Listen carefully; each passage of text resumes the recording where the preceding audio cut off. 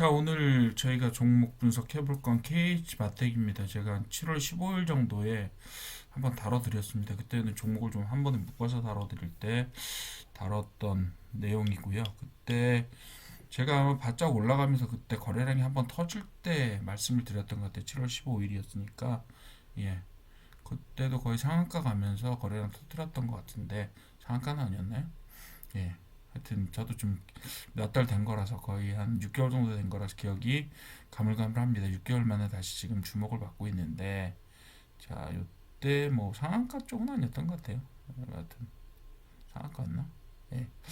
기억이 사실 가물가물한데 KH바텍 그때 바닥을 8,000원 선에서 만들고 만 한 4,000원, 15,000원 선까지 올라가면서 자, 지금 올리긴 올렸는데 아직까지 매집에 좀 부족한 부분이 있지 않느냐라고 생각하면서 조정 기간을 좀 가질 거다라고 말씀을 드렸었는데 마침 조정 가지고 다시 정고점까지 갔다가 몇 번 반복을 하면서 꽤 조정을 받았죠. 240일선까지 빠지면서 그죠? 240일 근처에서 왔다 갔다 하면서 지금 보시게 되면 KH바텍은 기본적으로 회사는 괜찮습니다. 지난 5년 동안 계속 흑자였고 그 전에 이제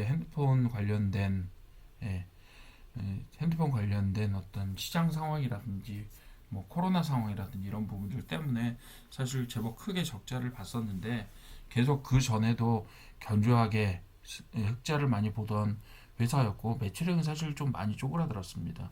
예. 5천억대, 뭐 7천억대까지 갔었으니까 그때 2015년쯤에는 그러다가 지금 이제 조금 작아졌다 거의 뭐 1,500억대까지 빠졌다가 지금 3천억대로 회복한 상황이긴 합니다. 근데 뭐 2023년에 비해서 2024년도 좀 빠지기는 했고요. 그리고 2025년 뭐 예측 보시게 되면 역시나 매출은 상당히 많이 늘었습니다. 한 30% 이상 늘었고 그리고 당기순이익이나 영업이익도 작년에 비해서 그죠, 재작년에 비해 2024년에 비해서 좀 늘었고 그런 면이 없지 않아서 지금 전체적으로 보시게 되면 이제 안 좋아진 거는 약간 부채 비율이 늘었다라는 거. 왜냐하면 EB 발행을 했거든요. 그런 부분들을 제외하고는 그렇다고 해도 50% 이하인 상당히 견고한 매출과 이런 부분들을 가지고 있고 그리고 핸드폰 관련된 힌지 관련된 즉 폴더폰 관련된 그 부품을 계속 납품을 하는 납품 이제 그 전에 어떤 부품의 트렌드가 바뀌면서 캐스팅 부품들에 대한 트렌드가 바뀌면서 KH바텍도 약간 피벗을 했죠. 예. 케이스 부품 중심에서 어디로 바꿨냐 하면 그 폴더폰의 힌지 아니면 플립이나 폴더폰의 힌지 부품 접는 부분에 들어가는 부품 있잖아요.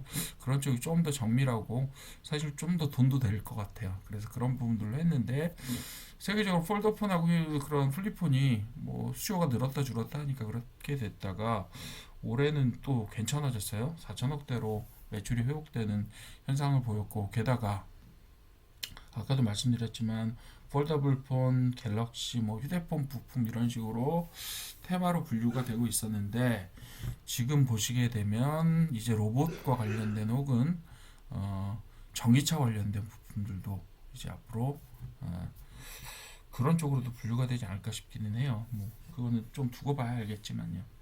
네, 그런 형태로 경량 부품 쪽으로 계속해서 발전을 하고 있다. 이 로봇 같은 경우도 전력 같은 경우가 되게 많이 중요하기 때문에 그런 쪽에 있어서도 경량화라는 부분들이 굉장히 중요하고 그렇기 때문에 정밀하고 경량화된 부품 쪽이 상당히 기술적으로 중요하거든요. 그래서 앞으로 로봇 산업의 발전과 함께 KH바텍도 계속해서 어느 정도는 탄력을 받을 가능성이 높다. 저는 이렇게 보고 있습니다. 재무적으로 지금 PBR이 1을 지금 갑자기 튀어오르라고 1이 넘었는데요. 이전에 그 상한가 가기 전에 가격들을 보면 PBR이 뭐 1이 안 되는 상황이라고 보셔도 될 것 같고요. 지금 시가총액 3,300억이 됐는데 얼마 전이 아니라 오늘 아침까지 2,500억이었단 말이에요. 그래서 PBR이 1이 안 되고 그리고 PSR이라고 제가 좀 중요하게 생각하는 게 있는데 매출액 대비로 아직도 1이 안 되고 0.7, 0.8 정도입니다. 그리고 PER 같은 경우도 지금 올라간 거에 비하면 한 6% 정도지만 어, 그 2015년 2025년 말 기준으로 보시게 되면 거의 PER이 10 정도 됩니다. 예. 지금으로 보시게 되면 지금은 한 PER이 한 15 정도 되겠죠. 그 정도 되는데 10 근처였습니다. 그래서 뭐 회사로 보면 전혀 문제가 없죠. 그리고 지배구조는 대주주와 자사주 포함해서 30% 정도를 가지고 있으니까 지배구조에서도 큰 문제는 아마 없을 거라고 생각이 들고요. 그리고 특히 최근에 어떤 동향들을 보게 되면 자, 요때 예, 요때만 해도요.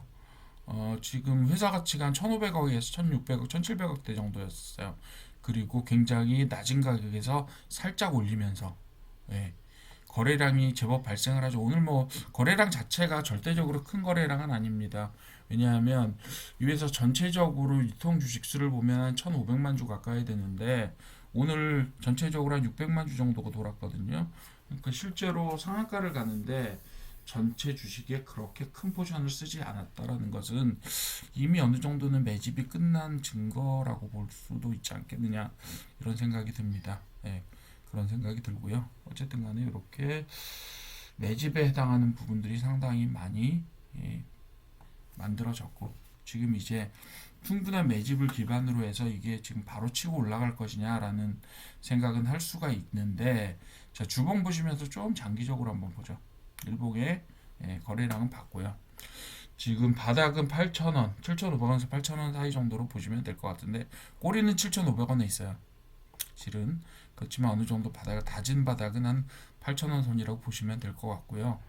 자, 지금 모양을 보시게 되면 바닥 다지고 한번 올라가면서 매집, 또 고점 만들면서 매집, 그리고 살짝 여기에 이렇게 거래량들이 좀 있었고 오늘 갑자기 어떻게 됐죠? 좀 크게 볼게요. 오늘 요거는 일봉 봅시다. 일봉 보면서 어떻게 됐냐면 자 241선 딱 닫고 241선을 딱딱 닫고 한 번에 모든 이평선을 다 뚫었습니다. 실은 한 번에 중기 이평선을 다 뚫어버렸어요.